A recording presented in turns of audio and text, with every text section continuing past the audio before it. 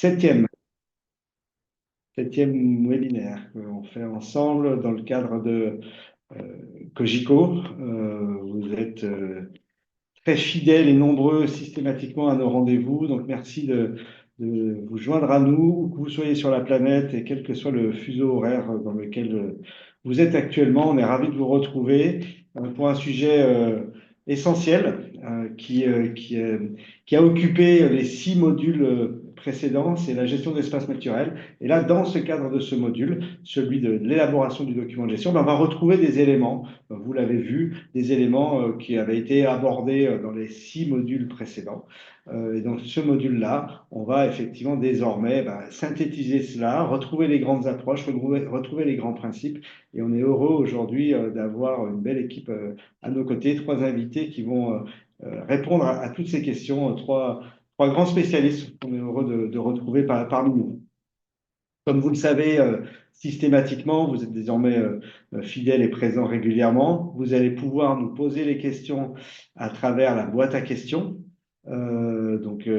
Directement. Si vous avez des questions d'ordre technique, n'hésitez pas, ce sera Lise aujourd'hui qui va y répondre dans le chat et dans la boîte Q&A ou Q&A en fonction de la formule, enfin de l'origine linguistique de votre application, vous allez pouvoir nous écrire les questions et ce sera Angélique aujourd'hui, une fois de plus, qui va les accumuler et qui va ensuite les poser régulièrement au fil de l'eau en fonction de vos questions. En amont, on a reçu énormément de questions, on en est ravis, merci à vous, vous avez bien joué le jeu une fois de plus. On a reçu de nombreuses questions, toutes très pertinentes. On n'en a affiché que 2 à l'écran qui sont des synthèses de plusieurs questions qu'on a reçues. D'autres seront posées aussi en complément par Angélique. Aujourd'hui, ce webinaire est découpé comme souvent en 3 parties qui recoupent les parties du document que vous avez pu lire, du guide technique sur l'élaboration des documents de gestion. Nous passerons quelques minutes sur l'avant-propos et quelques éléments de définition comme toujours. Après le premier thème sur la planification de la gestion d'un espace naturel et qu'est-ce que c'est que les documents de la gestion en général, avec les questions que vous avez envoyées en amont, plus les questions que vous allez écrire à nouveau dans le chat. Le deuxième thème, c'est la démarche d'élaboration technique du document de gestion. Et le troisième thème, c'est la pratique, l'amélioration, la mise en œuvre et la mise en place de ce document de gestion.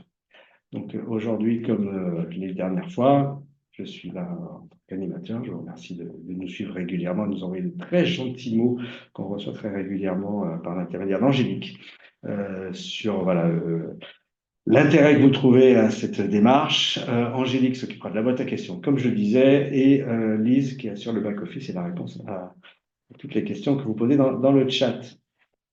Aujourd'hui, 3 invités, Nicolas, Sabine et Nathan. Je vais les laisser se présenter, donc je ne vais pas en dire beaucoup plus maintenant. On les remercie vraiment sincèrement, tout particulièrement aujourd'hui, de se joindre à nous pour ce nouvel exercice de webinaire. On est ravis, on a préparé ces webinaires ensemble en amont. Et ils ont plein de choses très, très, très pertinentes à vous dire. Je vais passer la parole tout de suite à Nicolas, qui va se présenter en quelques minutes pour vous dire qui il est et pourquoi est-ce qu'il est là aujourd'hui avec nous pour nous parler des documents de gestion.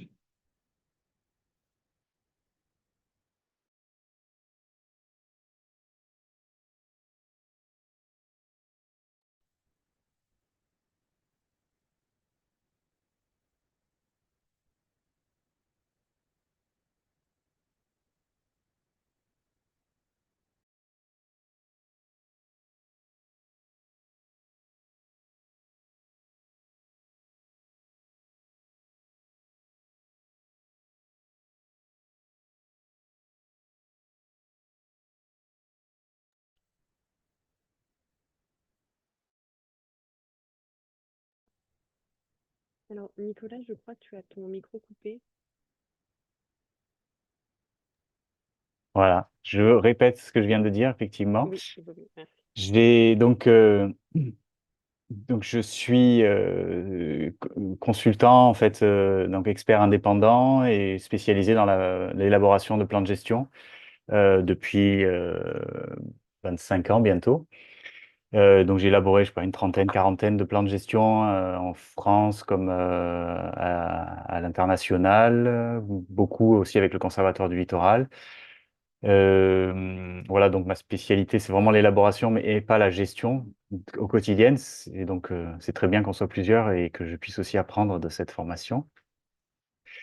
Voilà, c'est tout ce que je peux dire. J'ai une formation d'ingénieur en agronomie et en foresterie tropicale, donc spécialisé plutôt sous les tropiques, mais finalement avec énormément de travail en milieu méditerranéen, on va dire. Voilà à peu près tout ce que je peux dire sur moi en ce qui concerne notre travail. Ok, merci Nicolas. Je pense qu'on a perdu Angélique et Fabrice aussi, mais en attendant, on peut peut-être continuer sur le tour des présentations. Du coup, Sabine, je te laisse la parole. Bonjour à tous, Sabine Micker-Berthet. Donc de formation, je suis ingénieure environnement et écologie.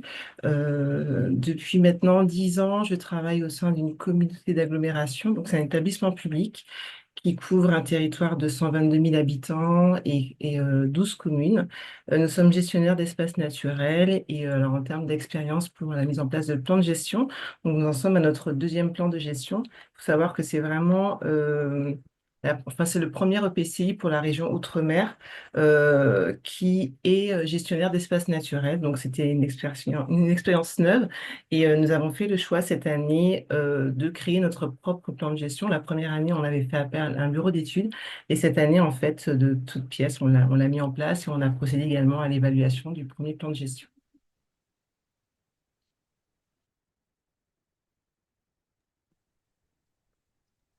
Je, Mm, Oui, vas-y, Nathan. je prends la suite. Mhm. Merci Lise. Bonjour à toutes et tous. Alors moi je suis Nathan Berthélémy et je suis responsable de la mission gestion et paysage à la direction de la gestion patrimoniale du Conservatoire du Littoral.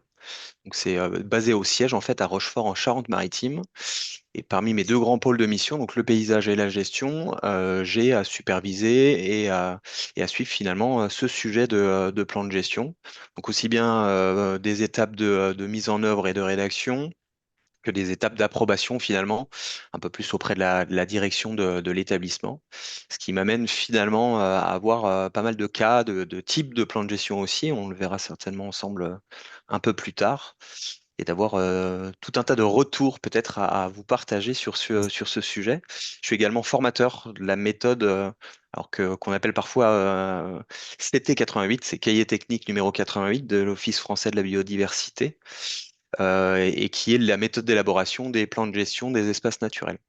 Donc, qui vient compléter finalement assez utilement les démarches que d'autres propriétaires dans le cas du conservatoire, mais d'autres espaces peuvent développer finalement en parallèle.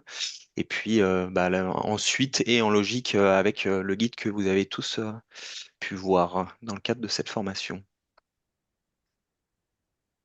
Bonjour, Mm. Bonjour, du coup, Fabrice. excusez-nous, je ne sais pas où vous en êtes. On a eu un petit souci de coupure totale d'électricité ici au Conservatoire à Aix.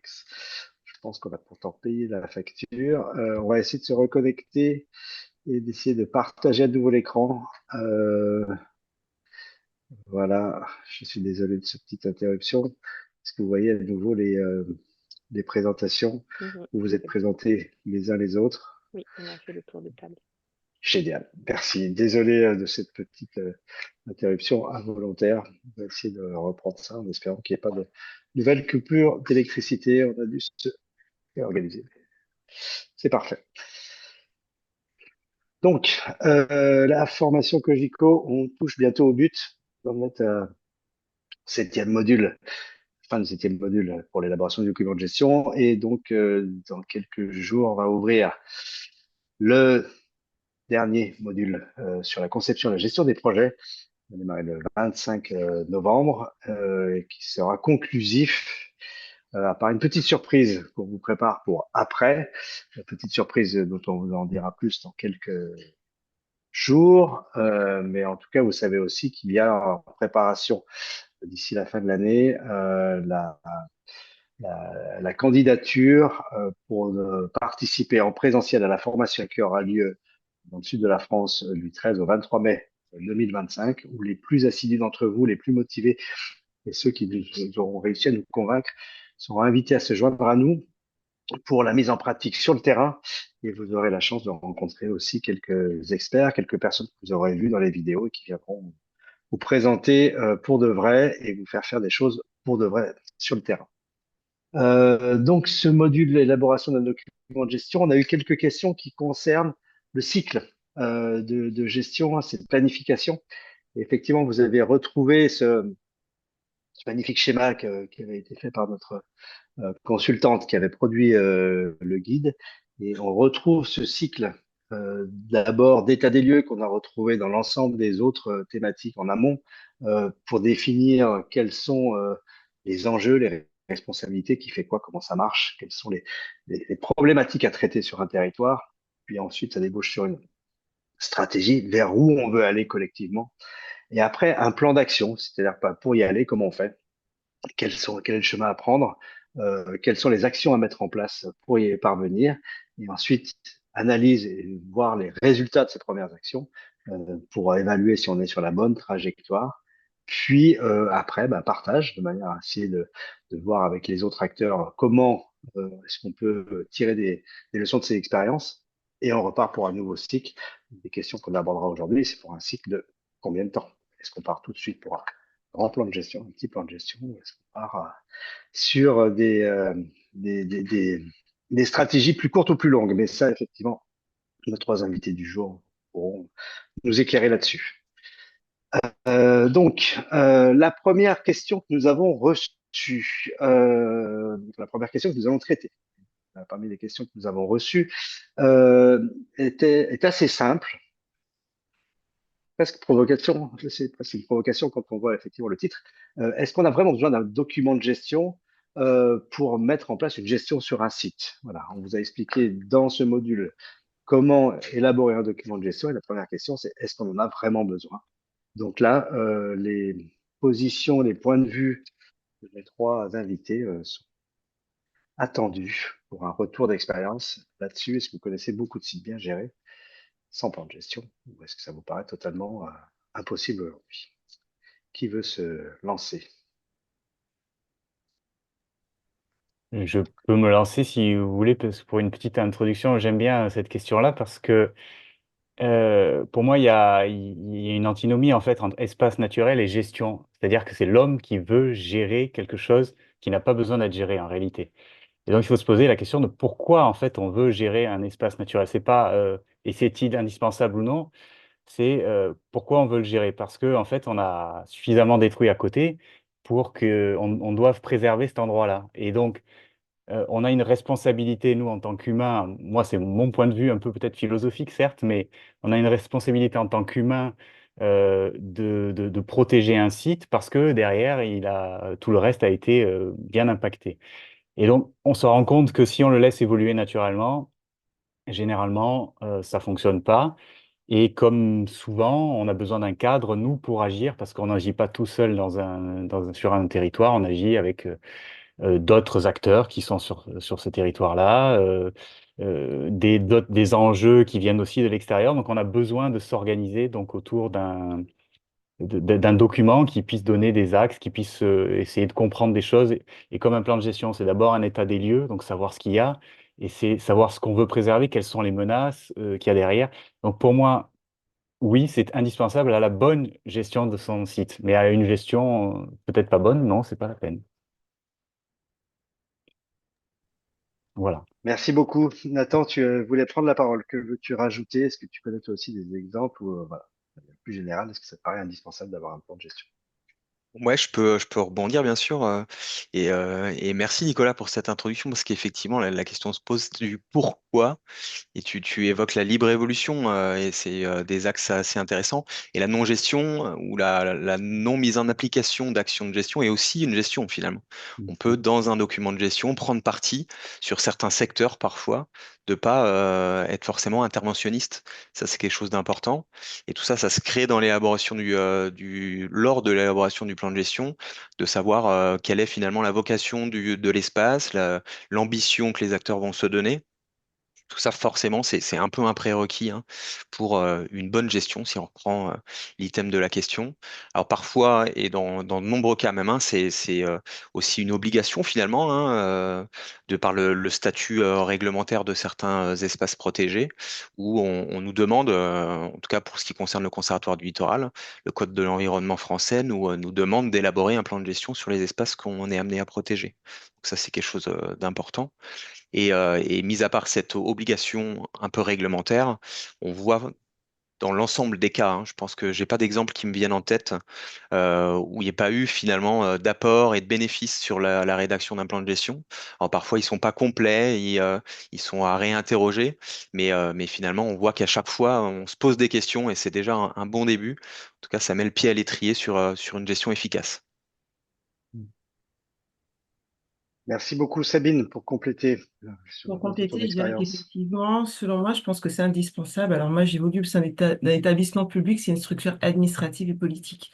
Déjà, c'est indispensable parce que ça permet de retranscrire notre projet, notamment le projet de territoire. Ça permet également de phaser notre intervention dans le temps, de définir les différents enjeux qui en découlent et puis les étapes de réalisation, enfin les différentes étapes sont essentielles et ça permet aussi d'avoir une volonté affichée au-delà d'avoir une volonté de gérer, de planifier notre intervention, mais vraiment de l'inscrire dans le marbre. C'est une volonté affichée et organisée de vouloir gérer les espaces naturels. Et donc, ça permet effectivement de prendre le temps de bien réfléchir, de bien poser nos souhaits et puis, c'est un préalable, selon moi, nécessaire, notamment si on veut prétendre à une labellisation, par exemple, des demandes de subvention. Généralement, on nous demande ces documents cadres. Et puis, un élément aussi très important, c'est que si, au moment de l'évaluation du plan de gestion, je pense que c'est toujours bien de le rédiger parce que c'est pas au moment de l'évaluation qu'il faut se poser la question de qu'est-ce qu'on avait dit, quels étaient les objectifs, quels étaient les indicateurs, voilà. Donc, en conclusion, je pense que ça permet d'apporter la lisibilité sur notre action pour les utilisateurs, donc pour nous, mais également pour les utilisateurs des sites, les acteurs économiques, et puis plus largement les personnes non averties, non initiées à la thématique. Merci. Effectivement, le moment d'élaboration d'un document de gestion, c'est aussi un moment de partage, c'est un moment d'affichage de ses ambitions, de ses besoins pour certains usagers, etc. C'est un moment de partage. Et donc, ne serait-ce que l'élaboration du document de gestion est une étape clé pour arriver à la bonne gestion. Après, derrière document de gestion, ça veut dire plein de choses. Ça peut être un petit schéma de gestion de quelques pages qui parle des grands principes. Et déjà, ça permet d'afficher et de partager cela. Ça peut être un document type plan de gestion ou une charte de partition, etc., plus ambitieux. Donc ça aussi, en fonction de la vie du site. On n'est pas obligé de viser la même chose, mais voilà, un document de gestion nous paraît à tous indispensable pour une bonne gestion. Parce qu'on peut faire une mauvaise gestion sans plan de gestion, sans document de gestion. Euh, Question suivante que nous avons reçue. Jusqu'à quel point le gestionnaire doit-il s'approprier les différents et parfois nombreux textes réglementaires avant la préparation de son document de gestion? Ça, c'est une question intéressante, un peu techno, mais effectivement, quand on se retrouve en tant que gestionnaire à aborder un plan de gestion, comment je vais le faire, comment ça marche, comment est-ce qu'on s'approprie et comment est-ce qu'on se nourrit des nombreux textes réglementaires qui qui organise et structure théoriquement le territoire de son site. Qui veut se jeter pour traiter cette question du texte réglementaire? Nathan. Ouais, moi je peux débuter. Alors ouais, c'est effectivement une bonne question. Alors délicat à répondre. Ouais, essayer d'identifier une limite précise quand on dit jusqu'où on doit aller pour s'approprier ces textes réglementaires. Ce qu'il est sûr, c'est que voilà, on va rechercher quand même une maîtrise des textes qui régissent le fonctionnement du statut de l'aire protégée, ça c'est certain. Alors c'est souvent déjà assimilé et connu par le rédacteur, hein. On parle souvent gestionnaire, mais un rédacteur de plan de gestion peut être aussi un prestataire ou un groupement hein, d'intervenants pour rédiger le plan de gestion en appui, bien entendu, du gestionnaire. Donc ça, c'est des choses importantes. Et puis, je pense que dans la phase état des lieux du plan de gestion, bien entendu, on va rechercher finalement ces éléments juridiques et réglementaires qui viennent questionner, voire impacter parfois le fonctionnement de l'espace. À savoir, j'ai un cas qui me vient en tête où parfois on évoquait juste avant des zones qu'on pourrait laisser en libre évolution, en naturalité. Aujourd'hui, dans de nombreux secteurs en France en tout cas, parfois embêté avec un risque, ce qui est le risque incendie, qui vient de façon de plus en plus régulière et où on est imposé de mettre en place des obligations légales de défrichement. Et donc voilà, ça peut venir un petit peu en confrontation avec des orientations à donner sur un espace naturel, mais c'est une réalité réglementaire. On doit mettre en œuvre pour protéger les biens et les personnes. Donc c'est des choses voilà, vraiment à prendre en compte dès le début pour éviter de partir dans une mauvaise trajectoire, pour éviter d'avoir des actions qui viennent en contradiction finalement avec ces bases réglementaires.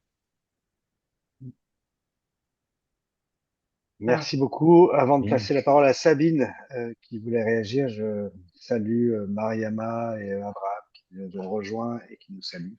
Donc j'en profite. Bonjour à nos amis de Gorée notamment. Sabine. alors, moi, je voudrais juste donner mon cas, mon exemple. Je ne suis pas une experte dans le domaine juridique. J'ai une formation qui me permet d'appréhender un peu la question, mais je ne suis pas une experte. Et en fait, pour la réalisation de notre plan de gestion, on s'est basé certes sur les textes existants, les textes qui nous avaient été communiqués également par le propriétaire des sites. Mais voilà, j'ai fait le choix d'être accompagnée par un cabinet de juristes. L'objectif étant de pouvoir faire une veille juridique, donc de pouvoir lister l'ensemble des textes qui concernaient les sites qu'on avait en gestion et également de vulgariser l'information parce que souvent, voilà, il y a la loi et il y a l'esprit de la loi. Il faut savoir traduire et on s'est retrouvé des fois dans des situations où il y avait des vides juridiques, on n'avait pas forcément l'information. Notamment, nous sommes gestionnaires, on a des missions de police. Par moment, on se posait la question de savoir, en tant que policier de l'environnement, quelle était notre limite d'intervention et quelle était la limite d'intervention de la police municipale. Parce qu'en fait, c'est pas les mêmes compétences, c'est pas le même niveau d'intervention. Donc, pour clarifier l'information, voilà, je pense que c'est nécessaire quand on n'a pas l'expertise de faire appel à un bureau et puis, au-delà de la réalisation du plan de gestion, de ne pas hésiter, durant la vie du plan de gestion, à faire cette veille juridique. Et si on ne peut pas la faire, ben, en tout cas, de s'associer de personnes expertes qui pourront permettre de répondre aux différents enjeux juridiques. Oh, oui, tout à fait. C'est important de le souligner qu'il y a une veille réglementaire à faire pendant toute la vie du plan de gestion, parce que là, la question porte sur avant la préparation de son document de gestion, quel point il faut faire. Mais il y a aussi des évolutions au fil de l'eau et il faut veiller à les suivre pour être resté dans l'actualité et veiller à ce que le plan de gestion reste toujours réglementaire. Nicolas, tu veux rajouter quelque chose sur cette problématique?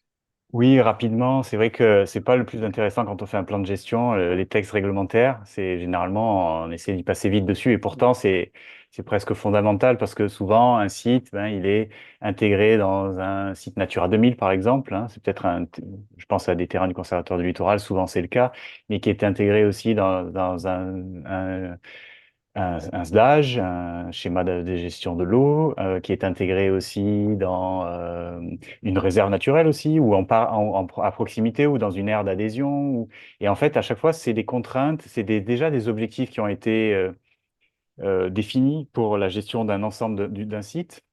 Et donc, en fait, on est obligé, nous, pour répondre, finalement, notre site doit répondre aux enjeux qui sont définis à une échelle supérieure. Donc, on est un peu obligé de se référer à ces textes qui sont réglementaires ou qui sont aussi des documents de gestion, pas que réglementaires, hein. Parfois, c'est des documents contractuels, mais qui imposent quand même la réalisation de l'atteinte de certains objectifs. Donc, on doit aussi répondre, et ça fait partie aussi des amorces de l'élaboration d'un plan de gestion. Ça nous rétrécit le cadre finalement, nous, de notre travail, hein, ça nous le concentre sur certaines tâches, mais il faut le faire absolument pour qu'en plus ça puisse être validé par les documents supérieurs. Ensuite, on part d'en haut, on descend jusqu'à notre plan de gestion, mais ensuite on remonte pour le faire valider par toutes les instances et notamment parfois le Conseil supérieur de la nature qui doit valider un document à une échelle et qui doit répondre à certaines questions. Voilà. Alors, avant de passer la parole à Angélique pour voilà. On a reçu énormément de questions. C'est la première fois. Enfin, on reçoit à chaque fois beaucoup de questions, mais j'en ai rarement vu autant en si peu de temps. Euh, Avant de laisser la parole à Angélique, une question qui nous est apparue, c'est comment on fait quand il y a des textes réglementaires qui sont en contradiction les uns vis-à-vis des autres, c'est-à-dire que ou qui vont à l'encontre des vrais enjeux de conservation de la nature. Si on a des problématiques de défrichement, comme le disait Nathan, avec des obligations, et qu'on se retrouve à devoir défricher des territoires dans lesquels il y a une biodiversité riche, s'il faut tomber des haies, etc. Comment on fait, comment on se positionne? Et ça, c'est Véronique qui nous posait une des questions. J'ai peut-être un retour d'expérience assez récent sur cette question d'obligation, hein, en lien toujours avec le risque incendie. Et finalement, alors il a fallu chercher un compromis. Je parle d'un secteur en Nouvelle-Aquitaine et un secteur très connu puisque c'est la dune du Pilat. Et où effectivement, voilà, on est dans ces secteurs présents. Le Conservatoire du littoral est propriétaire d'un espace naturel, de plusieurs d'ailleurs, est soumis à ces obligations légales de débroussaillement. Et en fait, le compromis il a été trouvé finalement avec le paysage. Et donc, on est intervenu avec l'appui de notre paysagiste conseil de l'État qui nous a aidés à orienter et à faire le lien finalement entre la nature, la protection de la biodiversité, en l'occurrence d'un espace boisé, entre la valeur paysagère de cet espace, hein, avec la dune que nombreux connaissent, et puis ce risque hein, qui a fait récemment en 2022 hein, l'état d'un gros incendie, donc territoire très marqué. Et donc, on a réussi à trouver un compromis, à ne pas débroussailler complètement ces franges hein, qui, dans le secteur, je crois, font près de 50 mètres. Donc, tout au pourtour des espaces d'accueil du public, ça représente des surfaces assez énormes. Et finalement, d'aller progressivement vers voilà, un nettoyage simplement de la petite végétation dans un premier temps, et puis de conserver les grands arbres. Donc, voilà, il y a eu ce compromis de trouver, et c'est l'appui du paysage qui a permis. Merci beaucoup, Angélique. Choisir des questions, c'est renoncer parce qu'il y en a, on ne pourra malheureusement pas toutes les poser. Je te laisse en synthétiser certaines. Alors oui, donc on va commencer par une question justement sur la manière de se projeter à long terme en termes de planification dans son document de gestion. Comment faire pour intégrer les différents changements? Donc là, par exemple, on nous parlait de changements climatiques qui existent. Donc voilà, comment faire pour faire en sorte d'adapter sans doute son document sur des variations qui peuvent être naturelles ou qu'on ne connaît pas encore. Qui veut prendre la main sur cette question? Je peux peut-être répondre rapidement. C'est vrai qu'on voit petit à petit apparaître en fait ces enjeux là maintenant dans les documents de gestion, notamment dans les zones littorales soumises à la montée des eaux, à des inondations importantes, etc. Il y a une nécessité de prendre en compte le changement climatique qui est fondamental et donc c'est un travail qui va un peu plus loin que ce qu'on peut faire d'habitude avec la prise en compte de tous les prospections sur les évolutions possibles du climat, sachant que c'est encore très incertain. Donc c'est des questionnements qui doivent être en fait revus assez fréquemment. En fait, quand on fait un plan de gestion, on se projette peut-être à très long terme, parfois à 50 ans, hein, en se disant qu'est-ce qu'on veut. On sait que l'évolution du climat, elle pourrait aller vers cette tendance-là, mais ensuite, on va faire des, des- des- des- des- établir en fait des vérités pour les 5 ans à venir. Et ce qui va fonctionner, c'est à 5 ans. C'est-à-dire que au bout de 5 ans, les choses vont changer énormément. Et donc, un document de gestion doit être revalidé, re-questionné au minimum, je pense, tous les 5 ans par rapport à ces événements climatiques, notamment, quoi. Se projeter à long terme, mais effectivement évaluer régulièrement la réalité de cette projection et puis les évolutions qu'on ne peut pas prévoir aujourd'hui, justement, pouvoir les intégrer régulièrement, environ tous les 5 ans. Euh, Quelqu'un d'autre veut réagir sur ces enjeux ou sinon on passe aux nombreuses questions suivantes. J'avais une réaction, mais je crois savoir que ça fait partie de la suite plutôt lors de la démarche d'élaboration du document de gestion. Donc on y reviendra certainement. ensuite. Vas-y, tu fais du teasing, mais là, je pense que c'est important. Vas-y. Non, je pense que c'est effectivement un sujet d'importance quand on planifie finalement de la gestion, de prendre en compte ces grands changements. Il y a des ressources, il y a de plus en plus de recherches, de questionnements sur ces questions de changement climatique et leur lien avec les espaces naturels, avec la protection de la biodiversité, avec le déplacement des espèces et les limites à ne pas dépasser lorsqu'on souhaite conserver une espèce à un endroit et éviter l'arrivée de nouvelles espèces. Si elles se déplacent, on les bloque, on les fige dans un état et on les met en péril finalement. On va à l'encontre de ce qu'on cherchait.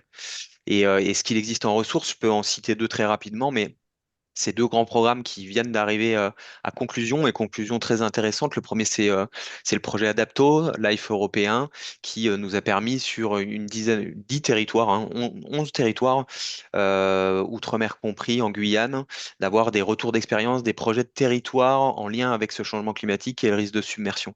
Donc voilà, il y avait 6 axes de réflexion sur le paysage, sur la valeur économique, etc. Et de voir un petit peu comment on pouvait se projeter.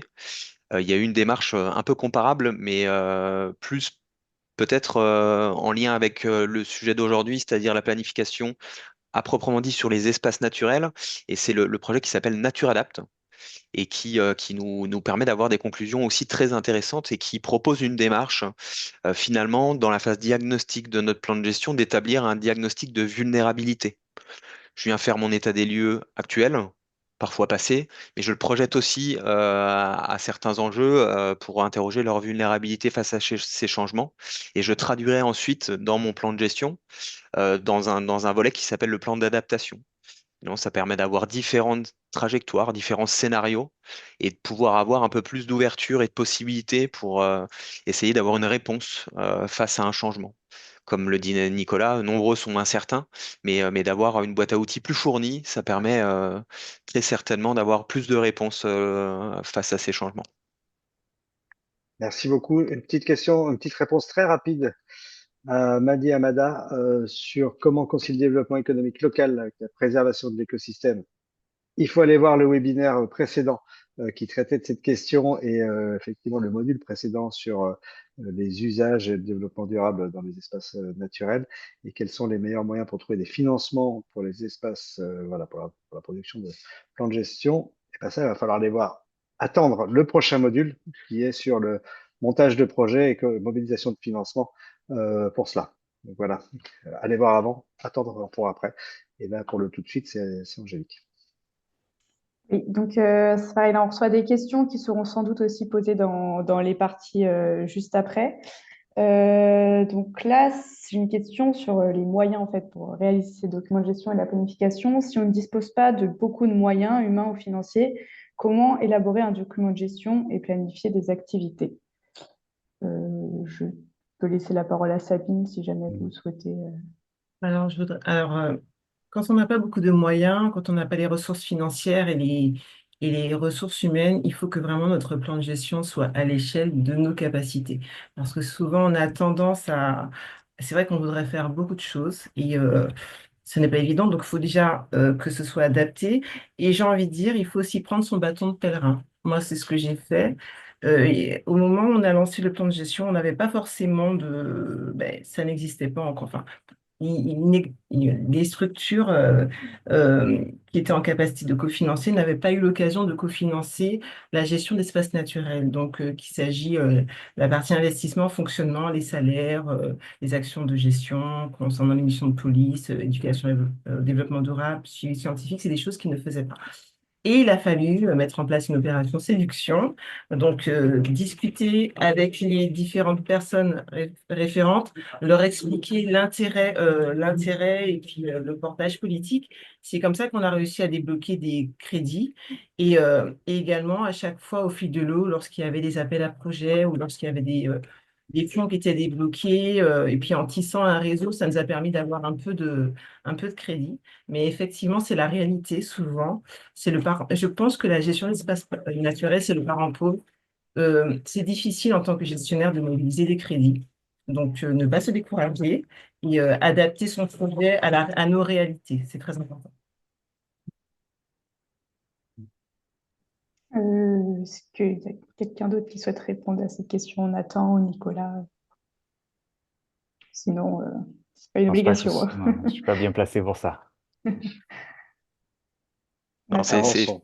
effectivement l'adaptation, hein, voilà, que le plan de gestion puisse rester au service de la gestion et du site, de ne pas venir amputer trop de moyens finalement sur la mise en œuvre de la gestion pour réaliser un plan de gestion. C'est vraiment le compromis aussi à trouver, le bon équilibre, en sachant que s'il y a peut-être des économies à faire, moi à mon sens, sur la rédaction d'un plan de gestion, on se situerait plutôt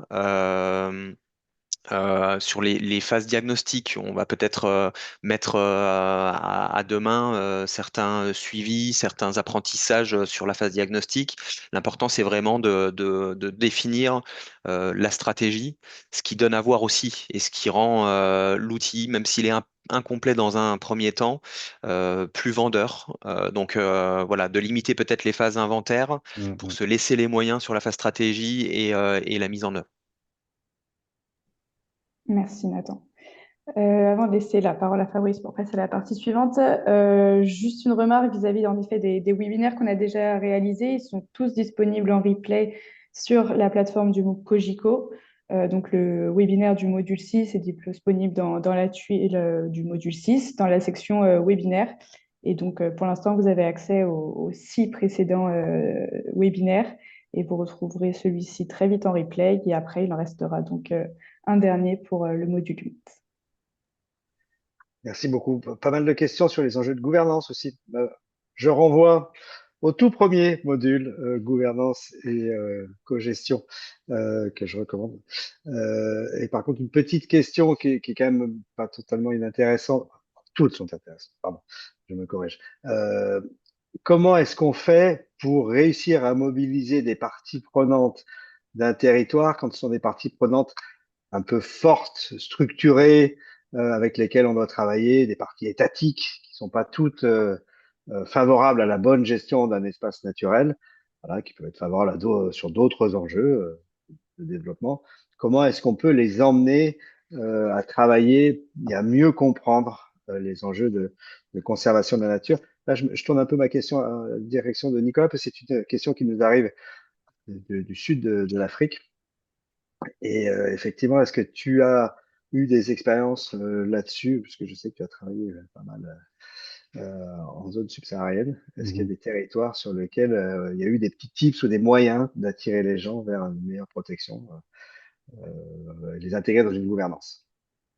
Finalement, c'est vrai que c'est un peu rebondir sur la question précédente aussi. C'est qu'est-ce que un document de gestion? C'est pas qu'un document technique. Et pour moi, c'est même presque pas un document technique. En fait, élaborer un document de gestion, c'est réunir le plus possible de gens, des partenaires, des usagers, des acteurs de la gestion de cet espace-là. En tout cas, qui sont impliqués dans un espace naturel. Et donc, je pense que le travail du gestionnaire, c'est d'essayer de prendre son bâton de pèlerin, comme le disait Sabine, mais pas que pour aller chercher des sous, mais pour aller euh, discuter, échanger, parce que c'est la communication qui règle tous les problèmes. Tant que si on communique pas, on n'avance pas, on se braque, etc. Tandis que aller parler de ce que l'on fait, de ce qu'il y a comme enjeu, de ce que ça peut être, de peut avoir un intérêt finalement pour la population locale, pour les riverains, pour éventuellement le tourisme du coup, et donc économique.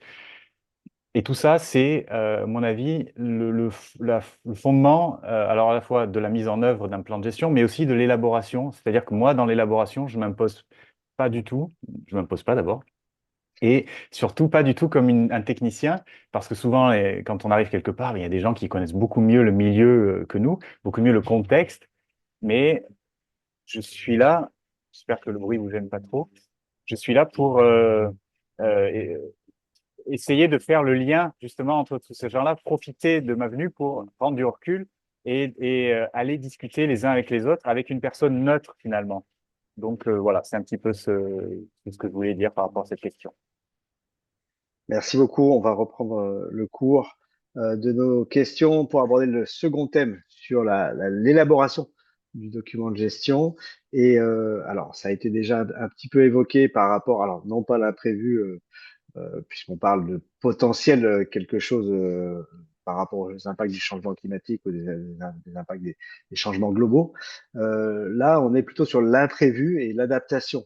Comment est-ce qu'on fait par rapport à un document qui doit tout planifier, être extrêmement précis, dire le jour 4 de l'année 2, on va aller acheter telle voiture qui va coûter tel montant et voilà.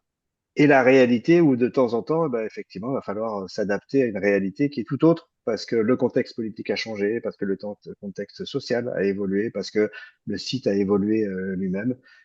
Comment est-ce qu'on arrive à concilier planification précise et adaptabilité des acteurs du territoire? Si tu permets, Je t'en Fabrice, je prie. voudrais juste rebondir rapidement avant de répondre à cette question, Mm, à la précédente question. mm, Nous, on a été confrontés à cette difficulté des fois euh, que les structures qui sont, enfin les structures qui sont concernés par le projet puissent vraiment s'intégrer dans la démarche. Et c'est pour ça que pour notre nouveau plan de gestion, nous avons fait le choix de le faire de façon concertée. Avant de finaliser, de lancer des diagnostics, de lancer l'animation du plan de gestion, on a mis en place des ateliers de concertation durant 2 semaines. On a pris le temps de bien faire les choses, donc déjà de les approcher, de les rencontrer, de les réunir autour de la table et que chacun donne son point de vue sur la gestion. Et du coup, je me rends compte que maintenant, c'est beaucoup plus simple de collaborer avec eux parce que ils ont mis leurs pattes sur le document mm. et quand on les sollicite, c'est beaucoup plus aisé. Mm. Donc ça, c'était ce que je voulais rajouter. Ensuite, concernant l'imprévu, j'ai envie de dire, il faut accepter l'imprévu. On ne pourra pas y échapper. Un plan d'action n'est pas figé dans le temps. Comme l'a dit tout à l'heure Nicolas et Nathan, on peut avoir un plan de gestion sur 4 ans, mais la réalité, c'est que l'action, en réalité, si on veut voir des résultats, ça peut être dans 30 ans, dans 50 ans, voilà. Et il faut faire évoluer si nécessaire. Et c'est à nous de nous adapter aux espaces naturels et pas le contraire. On n'est pas obligé de tout mettre dans un plan de gestion, il faut savoir faire des choix. Certaines actions peuvent a posteriori être intégrées, si nécessaire ou pas, au moment d'une évaluation intermédiaire. Euh, alors moi, j'ai été confrontée à des imprévus, notamment à des changements de gouvernance. Comme j'ai dit, je suis partie d'une structure politique et administrative. Donc, on a eu des changements de président, des changements de gouvernance avec des présidents qui étaient intéressés par la question et d'autres qui ne l'étaient pas. Donc, il a fallu retomber sur nos pieds et improviser. Donc, quand il s'agit d'une action vraiment importante au moment de la révision, parce que nous, on fait une révision annuelle du plan de gestion, on a intégré cette action. Par contre, pour d'autres actions, on a fait le choix de ne pas les intégrer dans le plan de gestion mais on s'est juste assuré qu'elles étaient en conformité avec les objectifs du plan gestion, pardon, et qu'elles étaient ou en complémentarité. Merci. Je voyais Nicolas hocher la tête par rapport à ces enjeux imprévus. Qu'est-ce que tu en Oui, penses? et ben, au niveau de l'élaboration en fait, du plan de gestion, il y a aussi toute une question à se poser. Il y a 20 ans, on faisait des plans de gestion avec une centaine d'actions, avec une précision extrême. Et en fait, on se rend compte que bah, déjà, le gestionnaire n'arrivait pas à les appliquer, c'était compliqué. Il essayait tout et ça le mettait mal. Alors qu'on pouvait faire moins d'actions, des actions peut-être plus ouvertes qui permettaient une adaptation plus facile justement à l'imprévu. Voilà, c'est un petit peu aussi à l'élaboration que se joue aussi cette adaptabilité, quoi. Merci. Nathan, tu veux rajouter quelque chose? Oui, éventuellement, ouais. Effectivement, la réflexion peut-être à avoir, donc c'est dans l'élaboration du plan d'action, hein. On est déjà dans la troisième phase, mais voilà, si j'ai à disposition 100 pièces, 100 unités de moyens à consacrer à ma gestion, je vais essayer d'en garder une petite partie, disons-nous au moins 5%, mais voilà, pour pouvoir répondre à cet imprévu, d'essayer de ne pas compléter et de combler finalement mes moyens sur une programmation, puisqu'effectivement, on le voit même au quotidien, il faut pouvoir répondre, surtout sur un espace naturel, à tout un tas d'imprévus et de questions, de thématiques différentes. J'ai un petit retour d'expérience, mais très rapide, qui me vient en tête, et les collègues du Marais d'Orx, dans le département des Landes, en France, ne voudront pas de les citer, mais sont un espace naturel que je vous invite à découvrir avec un plan de gestion. Tu le disais, Fabrice, très bien fait, très précis, très complet. est très pointu dans la définition des actions, à un tel point que le gestionnaire a développé un outil de suivi du temps et de la répartition des agents sur la gestion. Et finalement, s'est rendu compte à un moment que s'enfermait dans quelque chose qui était déjà défini et planifié sur les années à venir et qui ne laissait plus du tout de place à l'imprévu, à un tel point qu'il était délicat en temps agent de répondre à une sollicitation et presque de répondre au téléphone si c'était pas prévu dans la planification de la gestion. J'exagère, hein, mais voilà, c'est l'idée de voilà, se laisser aussi des possibilités et au quotidien, mais aussi dans la planification à plus long terme. Et on retombe sur ces sujets de grands changements, hein, changements climatiques, pour pouvoir voilà, d'être assez agile pour pouvoir répondre à cet imprévu et être dans l'adaptation. Je rajouterais à ça qu'il faut aussi faire confiance aux gestionnaires. Quand on Oui, dit à telle heure va falloir faire ça, à tel jour va falloir faire ça, en tel mois va falloir faire tel suivi, c'est aussi une mise sous tutelle technique ou technocratique à travers ce document. Or, un gestionnaire, lui, a cette capacité de connaître son territoire, connaître les partenaires, connaître les usagers et le sentir, le ressentir, et être en capacité lui-même d'adapter son activité parce qu'il sent qu'un usager, parce qu'il sent qu'un élu. Et ça, on peut pas tout mettre dans des boîtes ou dans un cadre logique. Donc, c'est important de faire confiance au gestionnaire qui lui-même va absorber cet imprévu. Deuxième point, j'ai travaillé très longtemps avec un très bon ami en Afrique qui avait lui-même produit une vingtaine de documents de gestion et qui était extrêmement attristé parce que zéro avait été mis en œuvre. Parce que justement, c'était des plans de gestion qui correspondaient à une demande de gestion, d'acteurs publics qui ne connaissaient pas la réalité de la gestion d'un espace naturel et qui répondaient aussi aux enjeux de certains bailleurs qui voulaient justement ce degré de précision absolue. Mais que si on disait le jour 1, il va falloir faire ça, et que le jour 1, c'était pas possible, et ben là, tout s'arrêtait directement parce que du coup, tout était bloqué parce qu'on ne pouvait plus avancer. Et donc, c'est vraiment ça, c'est-à-dire que l'imprévu se gère aussi sur la base de la compétence et de la compréhension du territoire par le gestionnaire lui-même. Et il faut aussi avoir cette capacité d'accepter ce facteur humain positif du gestionnaire. Autre point sur toujours ce thème d'élaboration des documents de gestion. Alors oui, cette notion du business plan, du plan d'affaires, qu'on revoit, qu'on trouve de plus en plus dans dans des demandes de bailleurs de fonds, notamment de plus en plus de mécènes aussi sont prêts à financer des business plans, des plans d'affaires de territoire en disant c'est important de savoir de trouver des financements pour la mise en œuvre de ce territoire. Et donc la question qui se pose, c'est pourquoi ne pas inclure les coûts directs d'un territoire au sein du plan de gestion et faire un business plan différent du document de gestion lui-même. Est-ce que vous avez une opinion par rapport à ça? Nathan, je te vois hocher la tête. Oui, je peux peut-être Pareil que tu as une apporter opinion. quelques éléments parce qu'on en voit passer. Alors ça existe, en tout cas au sein des plans de gestion et documents de gestion sur les sites du Conservatoire du Littoral, on retrouve des plans d'action qui comportent ces estimations financières.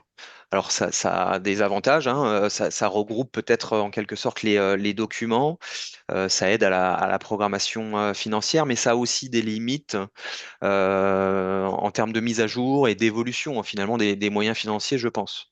Le fait d'avoir un plan d'affaires, comme il est nommé ici, voilà, permet peut-être de rééquilibrer ce volet financier, souvent avec d'autres compétences, d'autres interlocuteurs, sans pour autant avoir besoin de réviser l'ensemble du plan d'action.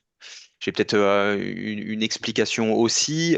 Lorsqu'on intègre des estimations ou trop précises, peut-être d'un point de vue financier, dans un plan de gestion, ça peut limiter, voire freiner certains acteurs.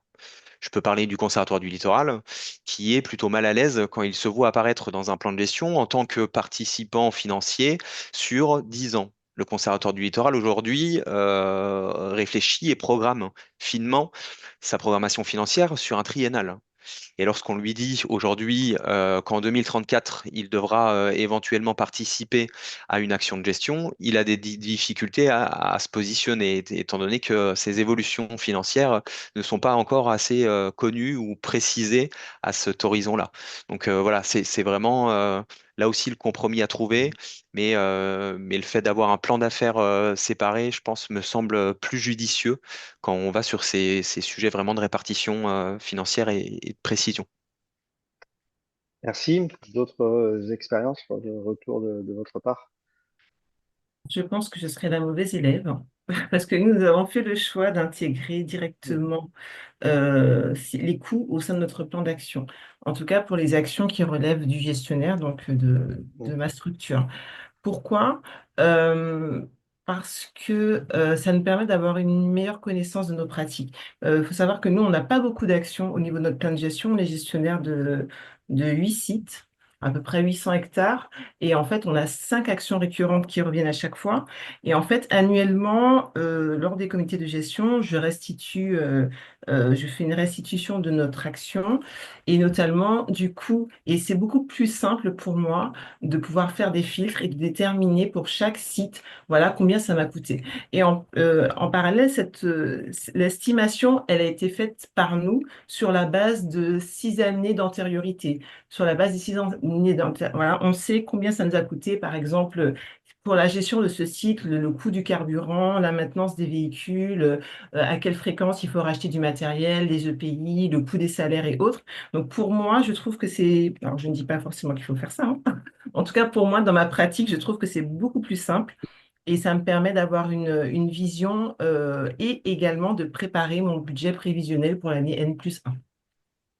Mais cette réponse n'est pas du tout antinomique de celle de Nathan. C'est-à-dire qu'effectivement, en tant que gestionnaire direct, c'est important de savoir quels vont être les coûts structuraux qui vont organiser, enfin, qui vont rythmer les prochaines années. Parce que dans un budget d'un gestionnaire, c'est important de planifier, d'avoir une vision très claire du personnel, du carburant, etc. Nathan, tu voulais rebondir.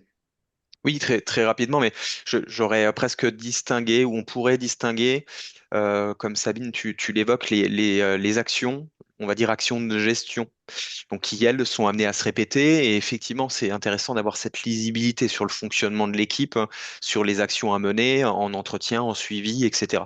Quelque chose qui est plutôt récurrent.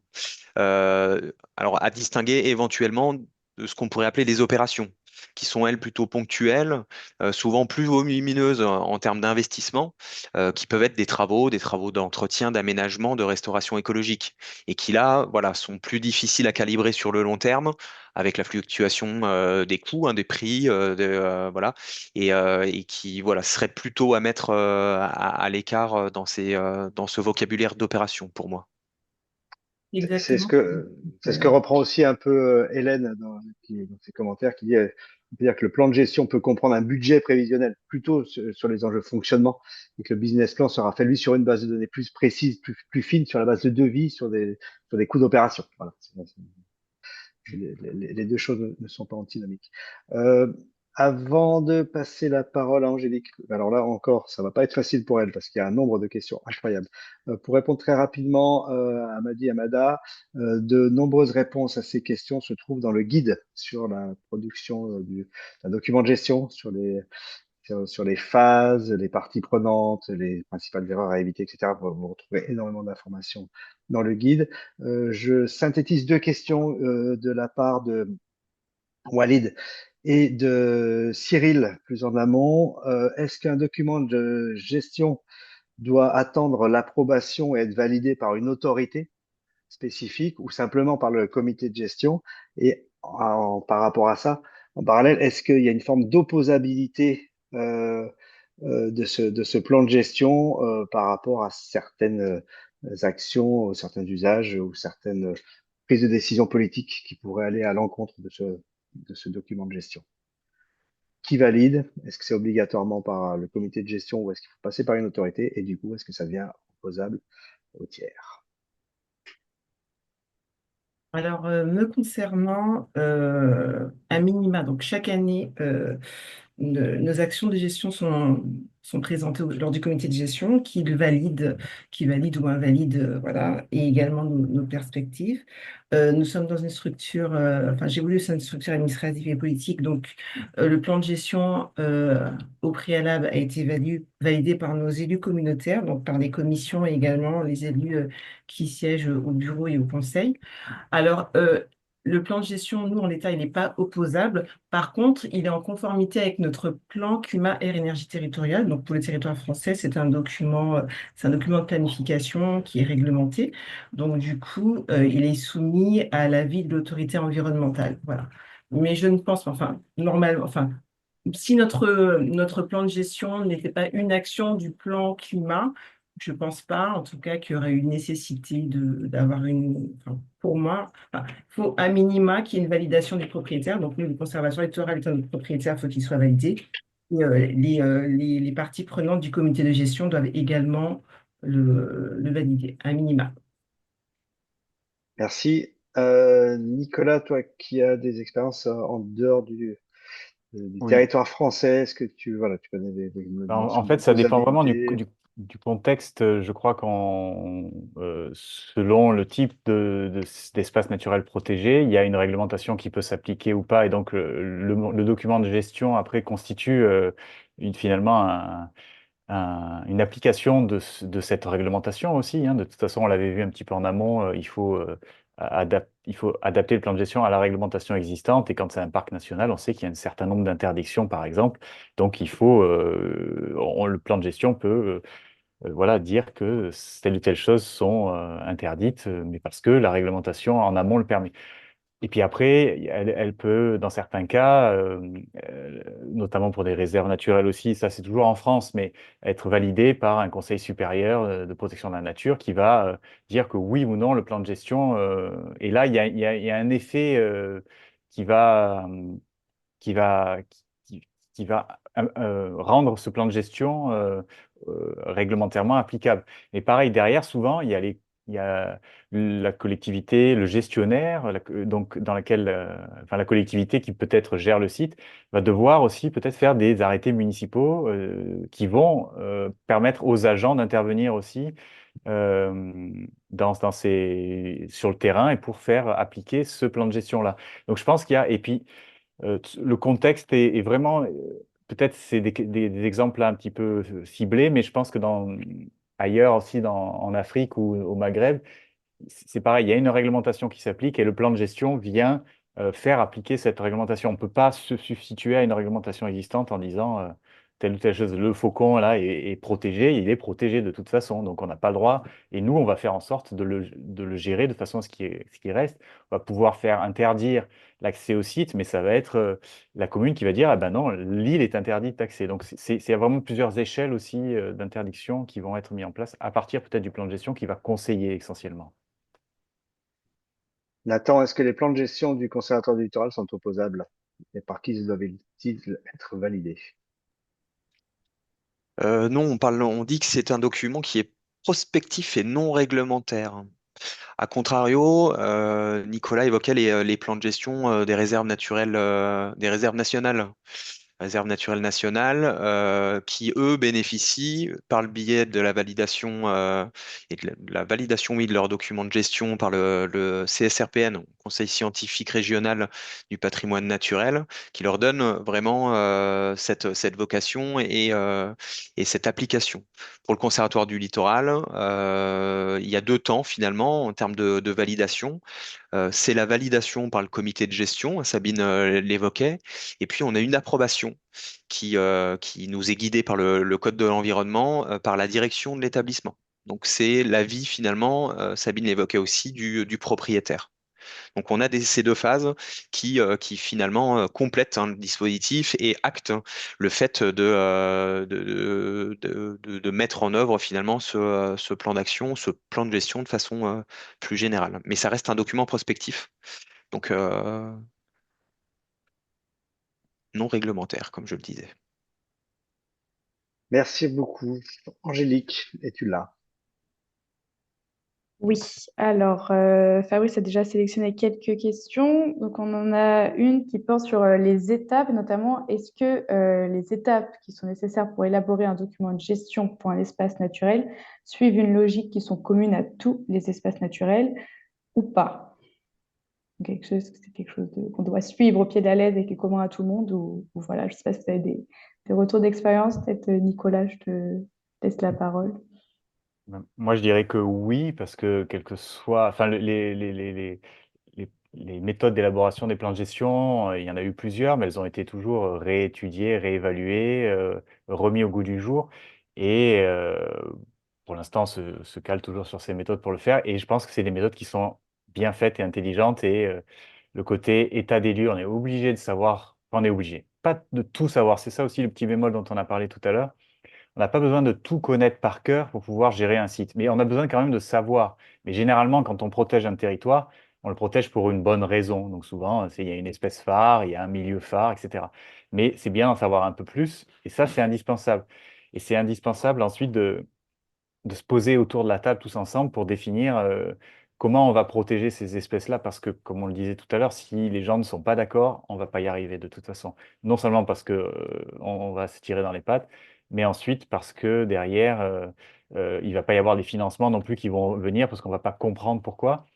Et cette stratégie qui sera définie en commun, elle va permettre de mettre en place les choses. Donc pour moi, c'est tout cette... et puis d'évaluer pour pouvoir revenir en arrière, etc. Donc ce petit cercle qu'on a vu au début, à mon avis, il est bien fait et donc utile à mettre en place à chaque fois, quoi. Sabine ou Nathan, est-ce que vous souhaitez compléter aussi la réponse de Nicolas? Moi, je peux rejoindre en tout cas son avis. Effectivement, la méthode s'applique partout, à tout type et tout statut d'air protégé.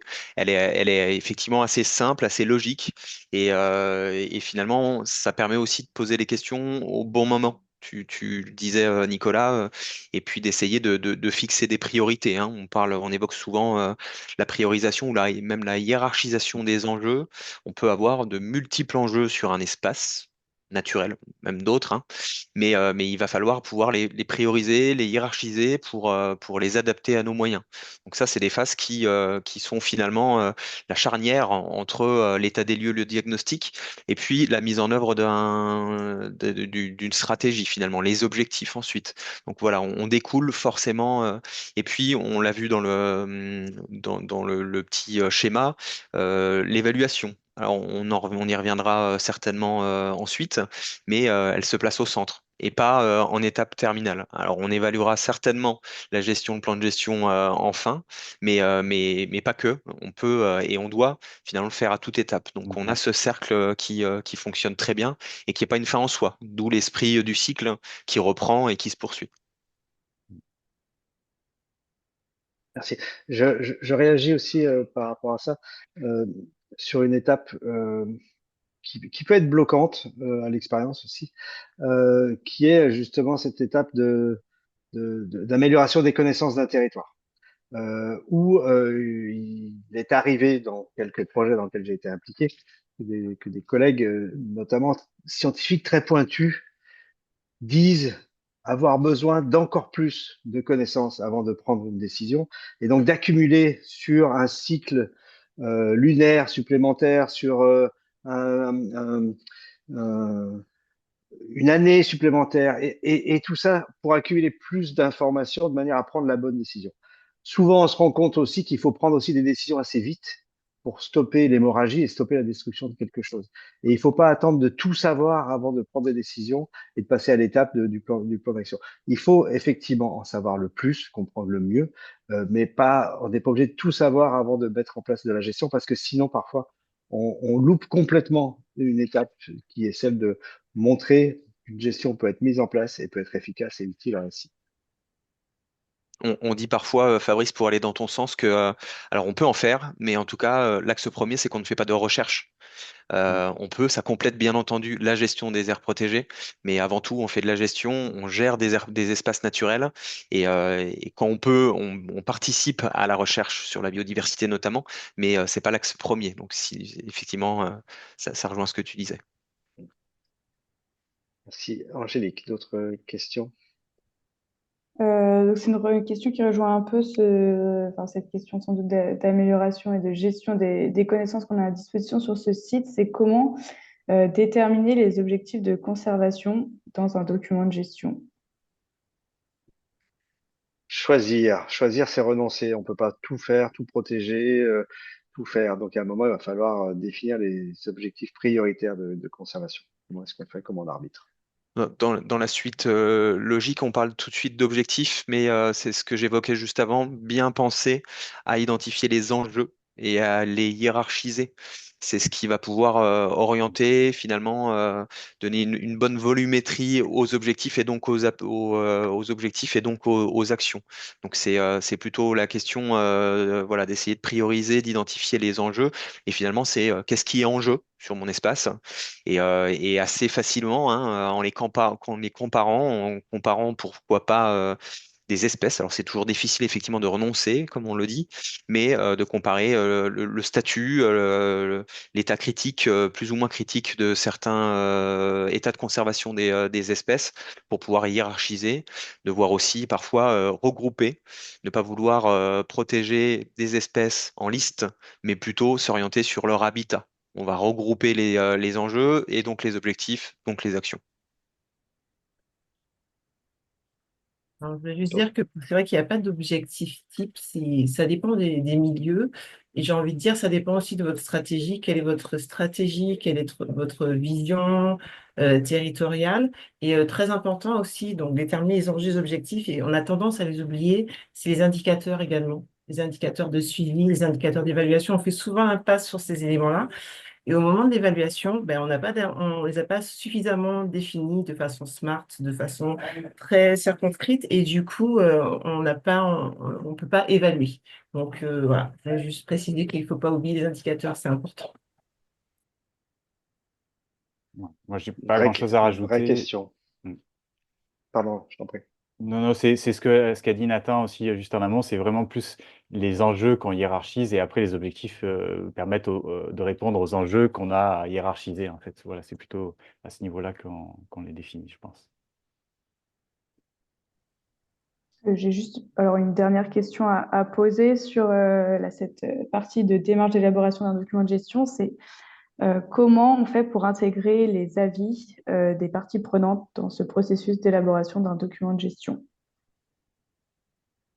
Est-ce qu'on doit prendre l'avis de tout le monde? Comment on fait pour essayer pareil? Ça rejoint cet enjeu de hiérarchisation. Alors, Sabine, nous avons fait le choix de, comme je l'ai indiqué tout à l'heure, de mettre en place des ateliers de concertation. On ne s'est pas limité uniquement. Alors, je ne sais pas si vous m'entendez parce qu'il y a des travaux à proximité. Vous m'entendez bien? Très bien. Oui, c'est bon. Euh, alors, on n'a pas invité uniquement les structures d'État, le propriétaire, les communes, communautés de communes. On a invité les associations de quartier. On a les acteurs économiques également, les associations environnementales. Et en fait, on a invité aussi des historiens, des spécialistes, des experts. Et en fait, cette concertation-là, je pense que, elle est plus que nécessaire. Elle est plus que nécessaire parce que c'est vrai que des fois, en tant que gestionnaire, on a notre vision. En tant que politique, en tant qu'administratif, on a notre vision, mais on n'a pas forcément la vision et la connaissance globale du territoire. Donc, passer par la concertation, ça nous permet déjà d'avoir une vision beaucoup plus globale et ça nous permet également de faire ce filtre et de sélectionner les actions qui vont réellement répondre aux enjeux essentiels. merci Sabine. Nathan ou Nicolas, une remarque complémentaire ou... Oui, ben, je dirais que c'est vraiment un travail de tous les jours, hein, alors, de se rapprocher des gens. Et en fait, souvent, euh, comme sur un territoire, on peut avoir des conflits d'usage, c'est le terme qu'on utilise peut-être un peu moins aujourd'hui, mais ça existe vraiment parce que les gens ne se connaissent pas, parce que le territoire, il est un petit peu pas géré. Mais à partir du moment où on réunit les gens, déjà, en tant que scientifique, on va et en tant que, disons, élaborateur de plans de gestion, on va aller concerter en amont tous les gens, individuellement, le plus possible, en tout cas, essayer de comprendre, etc. Donc, on essaie d'avoir cette synthèse, cette connaissance Et c'est un premier pas de la concertation. Et lorsqu'on se retrouve en grand comité à discuter, etc., on pose aussi un diagnostic, un état des lieux. L'état des lieux, on sait qu'il y a tant de populations de telle espèce, l'habitat il est comme ça. Ça, c'est pas discutable. Et en fait, on se retrouve tous devant un état des lieux non discutable à partir duquel on va essayer d'échanger. Et c'est ce moment-là, on va dire, ah ben oui, on est tous d'accord. Vous êtes tous d'accord sur cet état des lieux? Ben oui, évidemment, parce qu'il n'y a peut-être pas beaucoup à discuter. Et ça, c'est déjà un premier pas vers on est tous ensemble et les remarques des uns et des autres viendront alimenter de façon positive et en synergie plutôt qu'en opposition. Mais c'est tout un travail qu'il faut faire, effectivement, de concertation. C'est pas une réunion, c'est régulièrement. C'est pour ça qu'on fait des comités de gestion chaque année, mais aussi peut-être des comités techniques un peu plus restreints dans l'année pour pouvoir enrichir ce document tout au long de l'élaboration et tout au long de la mise en œuvre, quoi. Merci beaucoup. Petite réaction pour répondre au message de Nedjib, Naïssa, sur le fait que la gestion n'est pas simplement confiée à des purs scientifiques rigoristes, mais qui doit être accompagnée de plein d'autres choses, et notamment de gens qui comprennent les problématiques de communication, savoir bien communiquer à destination des usagers, du grand public, mais aussi des politiques, enfin, des différents acteurs locaux. Et donc, effectivement, c'est un compromis entre tout ça que de la gestion des espaces naturels. Et pour répondre à Sébastien, qui est sur le fait qu'il faut avoir des compétences techniques, administratives et scientifiques, certes, mais les qualités humaines sont indispensables. Et c'est ce qu'on appelle ce SFH, ce satané facteur humain, qui fera toute la différence parce que vous aurez le même plan de gestion aussi bien rédigé, mais qui sera mis en place par des très bons gestionnaires ou des gens totalement pas du tout à l'écoute de ce qui se passe, voilà, autour. Et le même document ne donnera pas les mêmes résultats parce que vous n'aurez pas de bons facteurs humains, voilà, des réactions par rapport à ça. Angélique, une dernière question ou j'avance? On peut passer à la suite, à la troisième partie. Je vous remercie de cette autorisation. Nous passons donc au troisième thème sur la mise en pratique, ce qui nous permettra de répondre à une des questions de Hélène sur la police, l'encadrement, etc. La mise en pratique et la mise en œuvre d'un document de gestion, puis son amélioration et son évolution. Comment est-ce qu'on s'assure que l'élaboration d'un document de gestion a été bénéfique à la gestion d'un espace naturel? Est-ce que vous connaissez des exemples où c'est pire après? Ben, j'espère que c'est rare. Ou comment est-ce qu'on peut évaluer que c'est mieux après avoir fait un bon plan de gestion non, mais j'allais dire que la question est incomplète. Ce n'est pas simplement l'élaboration du plan de gestion qui change tout, parce qu'on peut l'élaborer et le mettre au fond d'un tiroir. Il faut l'élaborer et après le mettre en œuvre et s'adapter aux évolutions du contexte. Voilà, je vous renvoie la question. Comment est-ce qu'on peut s'assurer que ça a été bon pour la gestion d'un espace naturel? Je peux Nathan. apporter Oui, vas-y, Nathan, vas-y. quelques éléments sur cette question, effectivement. Alors, le mot qui arrive rapidement, c'est forcément évaluation. Et Fabrice, tu le disais bien, il y a déjà la mise en application après l'élaboration. Alors, la validation, hein, on l'évoquait ensemble. Et puis ensuite, la mise en œuvre, réellement. Et de s'assurer qu'il soit utile, utilisable et utile aux gestionnaires. Et puis ensuite, effectivement, par le biais d'évaluation, de réussir à se rendre compte si on va vers l'amélioration. Donc ça, c'est quelque chose d'important. Pour ça, on l'avait évoqué aussi, mais peut-être un peu rapidement, de revenir sur le terme d'indicateur, hein, puisque voilà, c'est ces éléments, ces items, ces objets qu'on va pouvoir suivre dans le temps à différentes fréquences et pouvoir constater si on observe une amélioration de l'espace. Je ne vais pas dire une amélioration de l'indicateur, puisqu'on en distingue différents types. Des indicateurs d'état qui là vont plutôt interroger l'état de mon enjeu. Comment évolue ma population d'oiseaux de telle ou telle espèce en danger, comment elle va évoluer. Donc ça, c'est le suivi plutôt de l'enjeu. Mais ce qu'on passe peut-être parfois un peu trop rapidement, c'est l'état de ma pression. Puisque effectivement, on conserve la biodiversité, mais on lutte aussi en tant que gestionnaire d'espace contre ces pressions. Donc, il y a le fait de conserver une population, mais aussi de limiter, voire d'effacer la pression qui vient l'impacter. Et ça, c'est des indicateurs souvent intéressants, parfois peu approfondis, mais voilà, on évite de se transformer en apprenti sorcier quand on va essayer de conserver coûte que coûte une espèce. Peut-être qu'elle se déplaçait, on l'évoquait un peu plus tôt avec les questions de changement climatique. Par contre, limiter la pression, on a des cas concrets et l'espèce s'adaptera plus naturellement. Donc ça, c'est vraiment quelque chose qui, pour moi, est important à retenir sur ces indicateurs de pression. Alors, identifier les pressions et ensuite essayer de les suivre et de voir comment on les freine, hein, pression négative, ou on les développe quand on est plutôt sur ce qu'on appelle levier, pression positive. Donc, c'est pas vraiment une pression, plutôt un levier. Ça, c'est des éléments importants. Et puis, on aura un dernier, c'est l'indicateur de réponse, donc EPR, état pression réponse, qui nous permet d'avoir vraiment le triptyque de l'évaluation, de la gestion, des plans de gestion. Merci beaucoup. Sabine, Nicolas, pour compléter. Je pense que Nathan a déjà quasiment tout dit. J'allais dire la même chose. Je rajouterais euh, bien définir effectivement la temporalité également, parce que des fois, on peut avoir la frustration, si jamais on a un plan de gestion sur 5 ans, de se dire, ben, à l'issue des 5 ans, j'ai bien défini mes indicateurs, mais finalement, je ne peux pas évaluer l'impact positif de mon plan de gestion. Donc, se laisser le temps, donc bien définir la temporalité. Également, de ne pas hésiter à questionner les structures idoines, notamment les membres du comité de gestion. Quel est leur avis sur le plan de gestion, sur l'élaboration? Est-ce que selon eux, ça a eu un impact significatif sur la gestion? Est-ce qu'on voit des résultats positifs?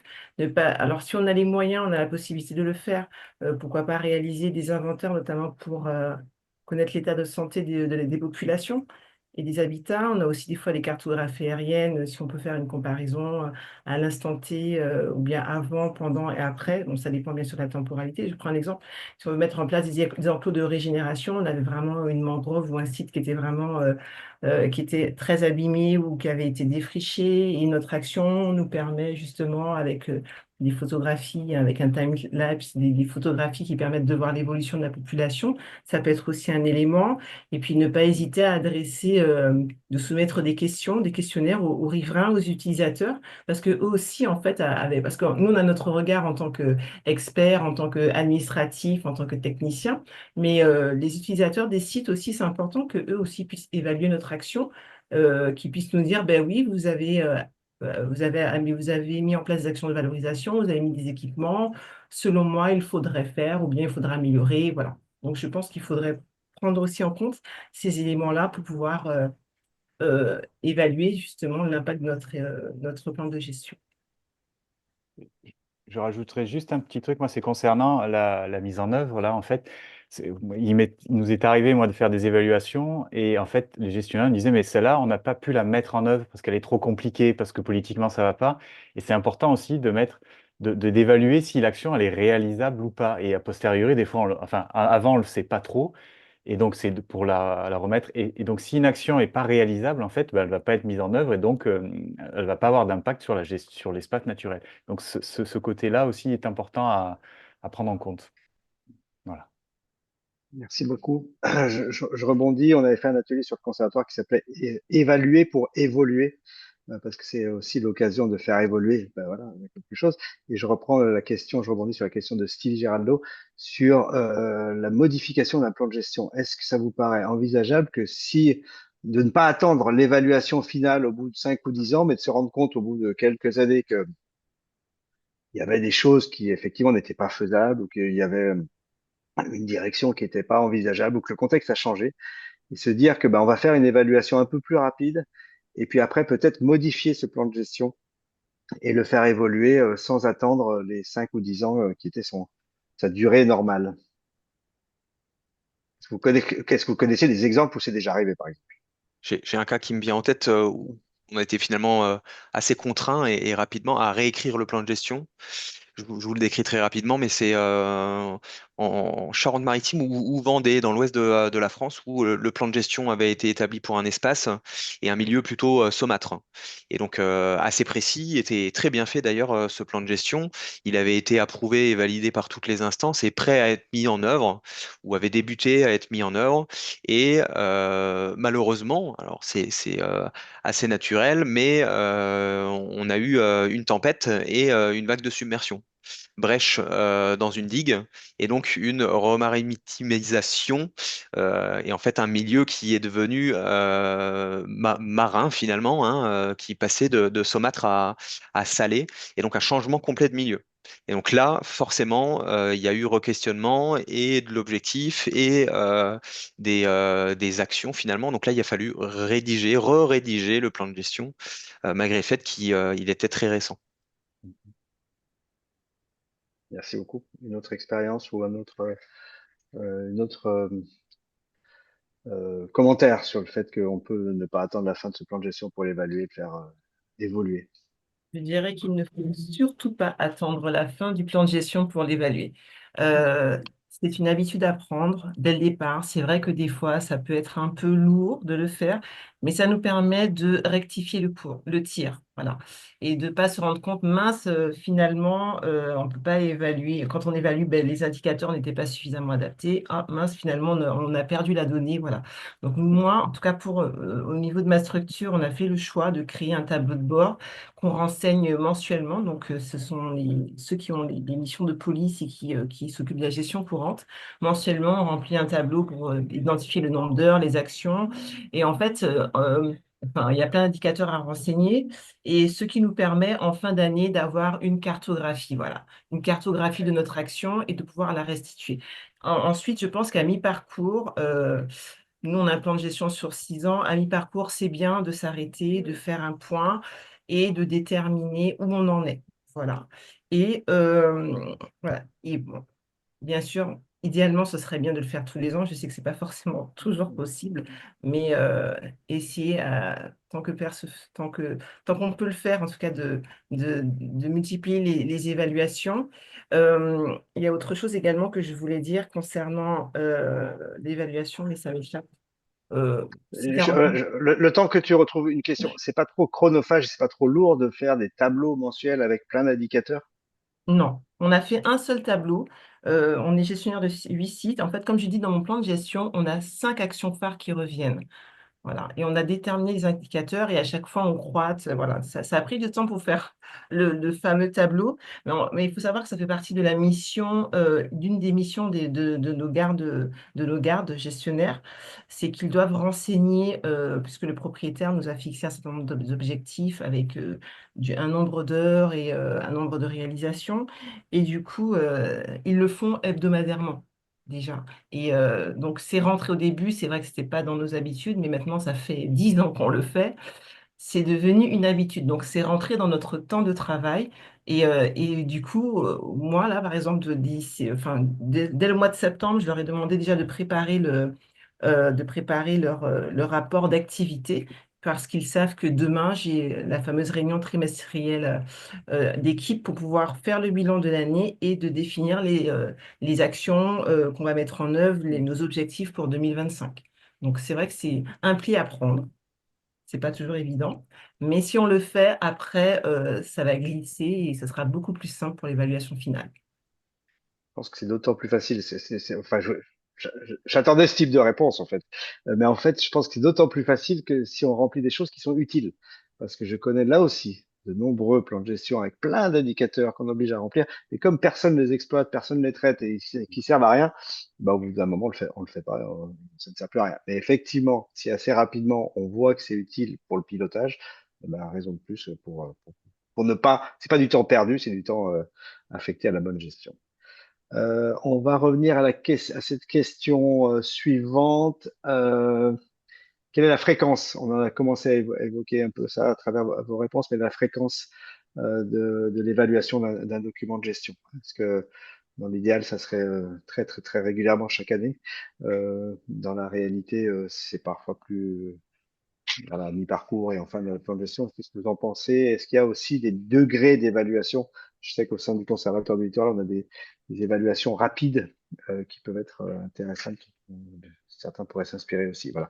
Niveau d'évaluation et timing d'évaluation.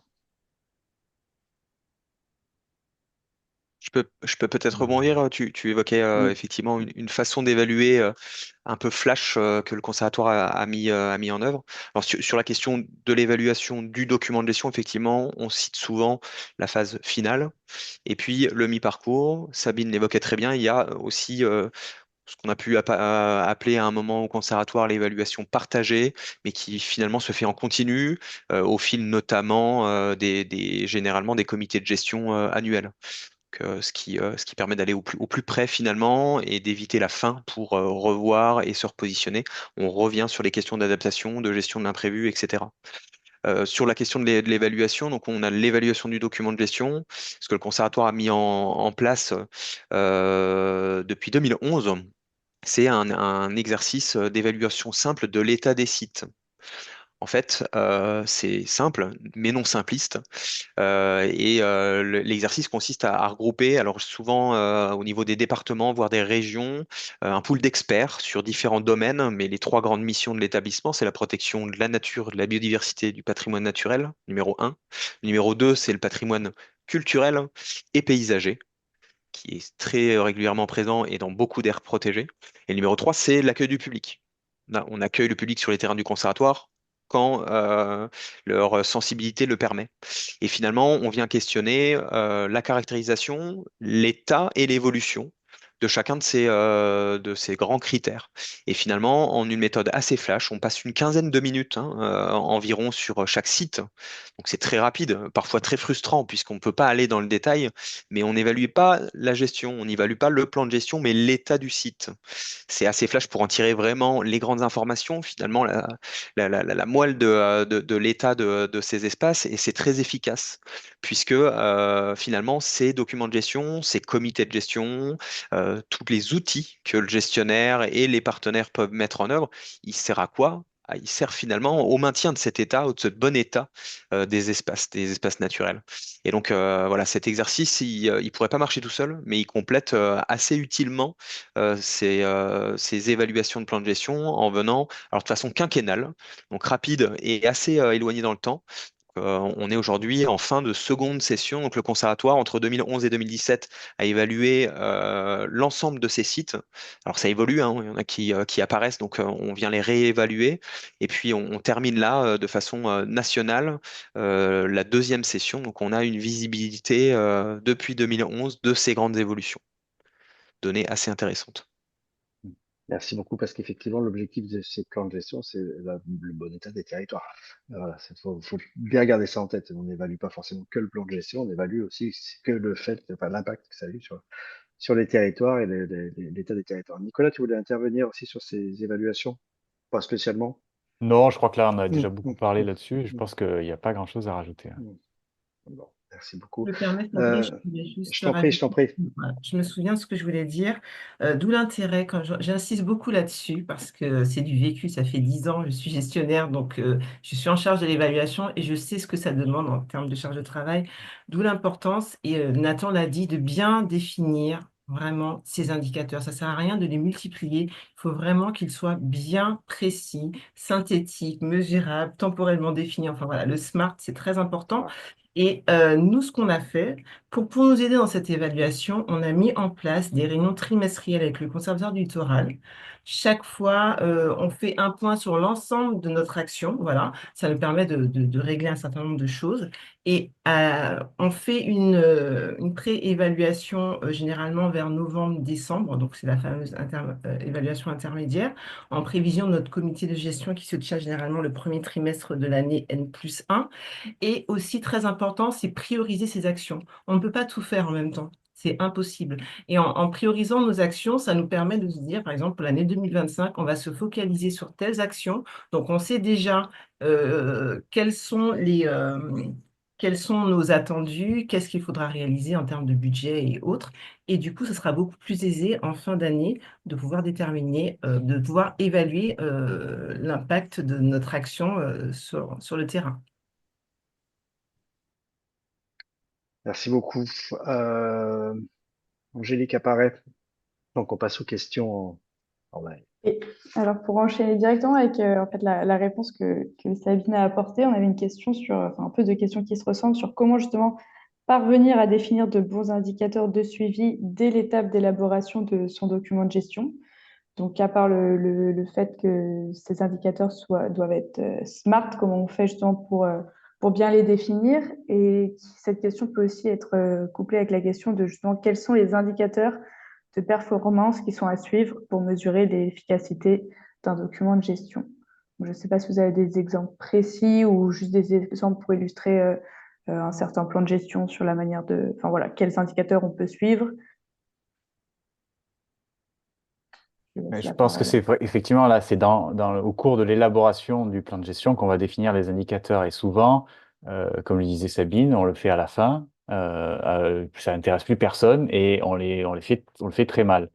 Et donc, c'est ce temps-là, il faut se poser la question, mais dès le début, je dirais même au niveau du diagnostic, où on va avoir déjà faire ressortir un certain nombre d'éléments, en tout cas tout ce qui concerne, parce que c'est vrai que les indicateurs, c'est des indicateurs, d'état, de pression, mais l'état, c'est que quand on parle, j'avais fait un plan de gestion enfin, évaluer un plan de gestion d'une réserve à Mayotte, et c'était hyper complexe, et d'ailleurs, tous les indicateurs n'avaient pas été renseignés, et en fait, j'ai passé trois quarts de mon temps à essayer de simplifier ça, et ça a été, donc, on n'a pas pu évaluer vraiment correctement ça, parce que il n'y avait pas, enfin, les infos étaient trop complexes et finalement parcellaires. Et donc, vraiment, au tout début, c'est définir ces indicateurs en se posant la bonne question. Là, il y a tant d'oiseaux, on doit en avoir tant et ça suffit. Le nombre d'oiseaux, par exemple, ça suffit à se dire, bah là, ça a diminué ou ça a monté. Il faut que ça soit très simple. Et ici, il y a un public qui est de temps qui passe. On sait que peut-être au-delà, ça va faire trop. Donc, c'est des indicateurs où il va y avoir peut-être de pression du public, par exemple. Ou, voilà. Et ça, il faut que on se dise, il faut pas que ce soit que des scientifiques, surtout, voilà, qui remplissent ces indicateurs-là, parce que sinon, on part dans des délires complets. Voilà, c'est un peu le mot de la fin de mon intervention. Est-ce qu'on est obligé d'avoir que des indicateurs quantifiables? Est-ce qu'on peut avoir que du quantitatif ou est-ce qu'on peut avoir aussi du qualitatif sur du ressenti aussi? Nathan, tu avais envie de répondre, non? Il s'est retiré quand j'ai parlé Oui. de qualitatif, j'ai cru comprendre. Non, pas du tout. Je rebondissais effectivement sur le fait que on imagine peut-être parfois indicateur comme un protocole en soi, et donc on vient évaluer, suivre des états et des actions de façon aussi conséquente que l'action en elle-même. C'est là le piège, hein. Finalement, l'évaluation prend le dessus et on ne s'en sort souvent plus. Donc, il faut imaginer effectivement des indicateurs qui sont simples, facile à suivre, facile à calculer et qui ne se limite pas effectivement à des suivis scientifiques, mais qui peuvent être aussi des enquêtes de satisfaction, qui peuvent être aussi du ressenti et de l'appropriation et qui s'évaluent assez simplement hein, sur des phénomènes d'amélioration, de stabilité ou de dégradation. Donc un indicateur en 3 points peut suffire pour avoir ces tendances et à minima se poser la question de est-ce que notre trajectoire, elle est confirmée? Est-ce qu'on poursuit dans ce sens? Et c'est là où on freine tout de suite quand on constate que on part et on fait machine arrière. Finalement, on ne sert pas le site, on tombe en difficulté. C'est là que l'indicateur crée un signal d'alerte et pourra plus précisément être interrogé et réajusté finalement. Juste compléter pour dire que de ne pas hésiter de s'inspirer des plans de gestion qui existent aujourd'hui, notamment des retours d'expérience. Si vous avez l'occasion de consulter des évaluations, ça vous permettra justement de voir les écueils à éviter. Et puis, faut pas trop non plus, alors ça, faut pas trop se stresser sur l'exercice, se prendre la tête sur les indicateurs. Comme l'a dit Nicolas, c'est aller vers la simplicité. C'est vous qui êtes gestionnaire. Au final, vous connaissez votre objectif, vos objectifs, vos enjeux et vous connaissez vos attendus. Donc, sur cette base-là, essayez de fixer des indicateurs qui vous permettront, au moment venu, de pouvoir définir quel est l'impact de mon action? Est-ce que ma pression a été positive? Est-ce qu'elle a été négative? Est-ce que je serai en capacité de dire si voilà, mon action est satisfaisante? Par rapport à ça, avant la prochaine question d'Angélique, dans le cadre d'évaluation de la qualité de la gestion qui avait été des expériences qui ont été menées avec des collègues tunisiens sur des indicateurs totalement subjectifs et qualitatifs, pas du tout quantitatifs. On a mis en place des systèmes de diagrammes radar où on mettait 4-5 personnes autour de la table et ils se posaient la question de est-ce que telle action a été utile, bien, très très bien, etc. Et s'ils n'étaient pas d'accord, bah, c'était l'occasion d'en discuter. C'est aussi l'occasion Mm. pour les gestionnaires, co-gestionnaires, propriétaires, usagers, de se poser cette question, parce que s'ils n'ont pas tous le même degré de satisfaction par rapport à une action, ça veut dire qu'il faut en débattre. Et donc, c'est autant intéressant d'avoir ces indicateurs de suivi voilà, subjectif, mais si c'est purement subjectif à la demande du gestionnaire, le risque, c'est qu'il dise qu'il est très très content de tout ce qui a été fait. Donc, il faut effectivement partager ces moments qui sont aussi des moments de co-construction du futur. J'ai dit que je me tais. C'est en lien pareil avec la question qu'on a eue au début, là, à l'étape d'élaboration. Donc cette fois-ci, c'est comment on fait pour assurer l'engagement des différentes parties prenantes sur l'ensemble de la durée d'application du document de gestion. Donc voilà, sous quelle forme ça peut prendre cette mobilisation? Et est-ce que si, par exemple, il y a des problèmes avec certaines parties prenantes, comment on fait en cours de mise en œuvre du document? Je pense que D'accord. généralement, on ne s'engage pas sur un plan de gestion. En tout cas, la multitude des acteurs, des parties prenantes ne s'engagent pas, ne sont pas signataires, par exemple, d'un courrier d'approbation. Alors, le valide de façon collégiale dans le cadre d'un comité de gestion, généralement. L'idée, c'est peut-être d'essayer de le co-construire, hein, on l'a dit en début, on aura le plus de chances de s'attacher aux acteurs et à leur participation, à leur aide. Plus on développera finalement cette co-construction, cette concertation des différents acteurs. C'est le partage, hein, qui est la clé du succès dans ce cadre-là. Et finalement, un plan de gestion, je pense qu'il doit être bénéfique, il doit être efficace, c'est une chose. On voit les rendus, on voit les résultats de ce qu'on évoquait là en termes d'évaluation, mais il faut aussi lui demander, et il doit pouvoir être durable parce qu'on n'intervient pas en flash, hein, sur quelques années. Et donc on vise vraiment sur le long terme, sur cet aspect de stratégie, plusieurs années, hein, une durée de plan de gestion, on parle souvent de 10 ans, même si ça peut évoluer, mais l'objectif à long terme, et finalement la participation de ces acteurs-là, on la rêverait, on l'imagine, et on essaie de l'atteindre encore à plus long terme. Pour le conservatoire, on parle souvent de 2050, voire 2100, pourquoi pas. On se projette vraiment au long terme et on se dit que voilà, tout le monde sera encore là à se serrer les coudes pour cet objectif de préservation à cette échelle-là.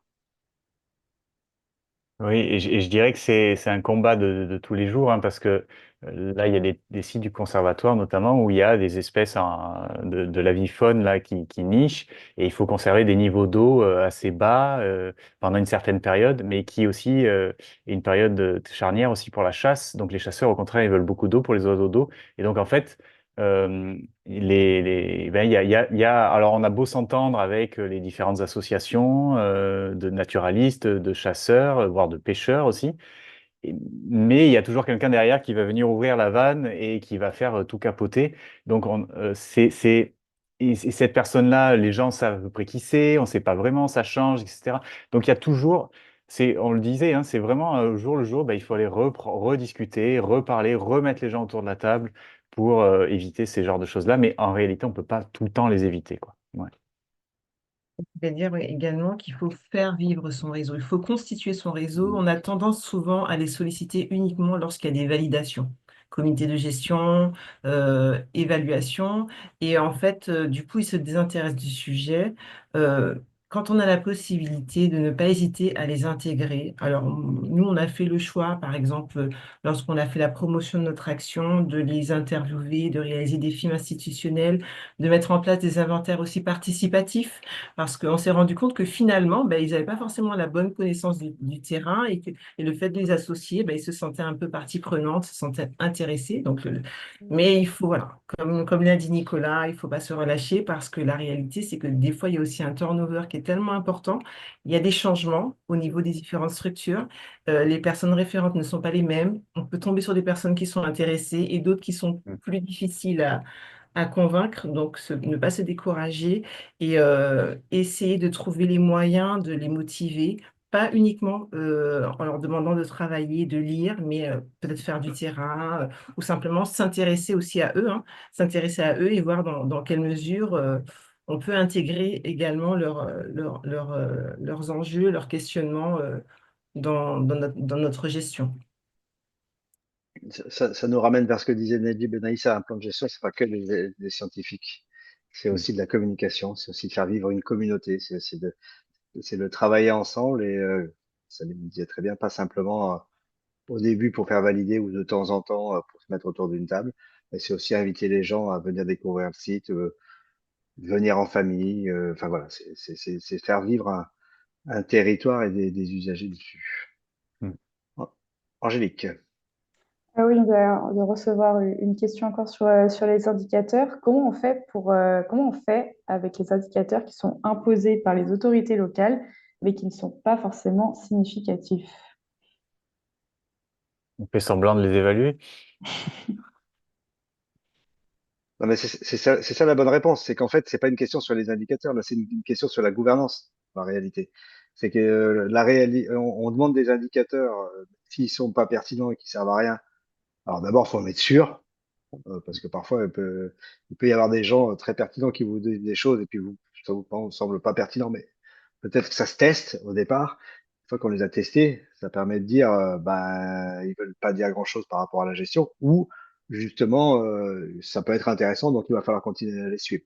Donc c'est aussi l'occasion d'évaluer les indicateurs en eux-mêmes et pas simplement que ces indicateurs évaluent la gestion du site. Puis, je rebondirai vite fait, mais si ces indicateurs, ils ont été imposés, c'est que certaines personnes les pensent importants. Et ces personnes-là, ce sont souvent les décideurs, les financeurs, etc. Donc, il faut les évaluer de manière aussi assez rigoureuse pour dire, ben, voilà, on répond à votre demande. Et ça fait partie de ce qu'on disait. C'est pas des indicateurs scientifiques, mais c'est des indicateurs humains. Et l'humain, c'est la clé de tout. Donc, il faut quand même s'astreindre à essayer de les évaluer en mettant des bémols, hein, mais je pense que c'est important de le faire aussi. Trouver leur utilité ou leur inutilité, terme, Ouais, gentiment, gentiment. avec diplomatie. Alors, ensuite, une question. Est-ce qu'il est possible de réaliser un nouveau document de gestion avant que le précédent n'arrive à terme ou pas? Parce qu'effectivement, on se rend compte souvent que on attend la fin d'un plan de gestion. Voilà, il se termine en 2024. On se donne 2025 pour faire l'évaluation, puis en fait, on n'a pas tout à fait le temps parce qu'on n'a pas trouvé l'argent. Puis il y a des voilà. En 2026, on fait l'évaluation, puis en 2027, on lance la production d'un nouveau plan de gestion qui va commencer en 2028. Et entre 2025 et 2028, on se retrouve en vacances de plan de gestion. Est-ce qu'il vaut mieux essayer d'anticiper ou est-ce que cette vacance, elle n'est pas si grave puisque de toute façon, on continue business as usual. Je pense que c'est bien d'avoir une suite, effectivement, dans les documents de planification. Donc, si on peut l'anticiper, c'est mieux. Après, reste à voir les moyens et la charge que ça impose. Parce que si on doit évaluer et Mhm. rédiger à nouveau la suite, ça demande quand même des moyens assez conséquents. Bon, dans ces phases de coupure, d'absence de documents de gestion formalisés, on s'appuie malgré tout souvent sur l'ancien, hein, même si le temps de rédiger le nouveau, on peut poursuivre les actions, on peut de façon plus réactive peut-être réinterroger et poursuivre cette orientation, cette ambition, encore une fois, poursuivre les actions et la stratégie. On rêve, alors on l'a pas encore vraiment trouvé, mais on a quelques pistes d'un document qui change de forme finalement, puisque là, on a certainement tous en tête, voilà, quelque chose d'imprimé, quelque chose de PDifié, mais un document qui est assez fixé dans sa durée, et on le rêve plus évolutif à l'avenir, et d'avoir quelque chose qui, voilà, qui s'évolue, qui évolue et qui s'évalue finalement en continu et qui soit plus cranté sur 10 ans, on arrête tout et on recommence. Ça, c'est vraiment quelque chose à fuir. Et l'idée d'empêcher ces cassures finalement entre deux documents de gestion. Après, par expérience, un document qu'on fait sur 5 ans ou sur 10 ans, généralement, on met 15 ans à l'appliquer. Et puis, au bout de 15 ans, finalement, on se rend compte qu'il y a la moitié des actions qu'on n'a pas réalisées. Donc, en fait, je pense qu'un gestionnaire ne s'ennuie jamais réellement, quoi. Et après, il faut anticiper ce renouvellement, mais généralement, ça prend du temps parce qu'il faut trouver de l'argent pour le faire, du temps, dépasser des fois des appels d'offres quand on fait appel à des prestataires. Donc, si on arrive à l'anticiper, c'est bien, mais pour moi, la question, c'est d'abord le finaliser et puis l'évaluer avant de le refaire, quoi.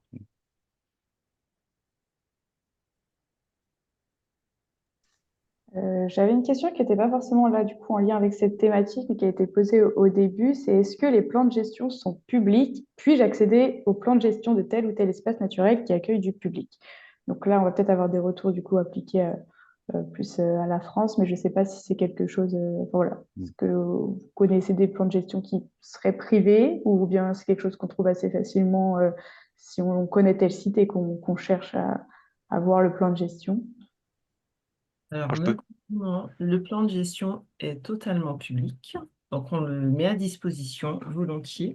Après, c'est vrai que selon les structures, pour des raisons politiques ou autres, ben, il y a notamment, ben, il y a des élus qui ne veulent pas qu'on communique. Normalement, pour moi, on évolue sur un espace public, ça devrait être public. En tout cas, me concernant, si vous avez besoin de mon plan de gestion, je le mets à disposition de façon volontiers. Et en plus, on a un site internet qui est en cours de finalisation sur lequel on pourra télécharger également le plan de gestion, version longue, version synthétique et toutes les annexes techniques qu'on a réalisées pour la mise en œuvre. Alors, je peux le compléter, effectivement, je te rejoins complètement, Sabine. Et alors, ça n'existe pas formellement aujourd'hui pour le conservatoire, mais on y travaille de créer une bibliothèque nationale où on pourrait accéder effectivement à l'ensemble des plans de gestion. Ils sont publics et on les diffuse sans aucun problème. Quelques cas peut-être où des données pourraient être jugées comme sensibles. La Mhm. localisation d'espèces très rares, très recherchées, de collections. Voilà, on a une étape qui finalement vient filtrer un petit peu ces données-là et qui rend le document ensuite diffusable à l'ensemble. Ça, c'est pas un problème. Je sais que le réseau des réserves naturelles, qu'elles soient nationales ou régionales en France, dispose aussi d'une bibliothèque et met à disposition l'ensemble des documents de gestion en vigueur sur les espaces. Dans certains cas, si on élargit à d'autres espaces naturels qui peuvent être de gestion plutôt privée, voilà, ça peut être différent selon les conditions, les circonstances, l'application de la gestion. En tout cas, ces statuts-là, on met bien évidemment à disposition de tous ces documents de gestion.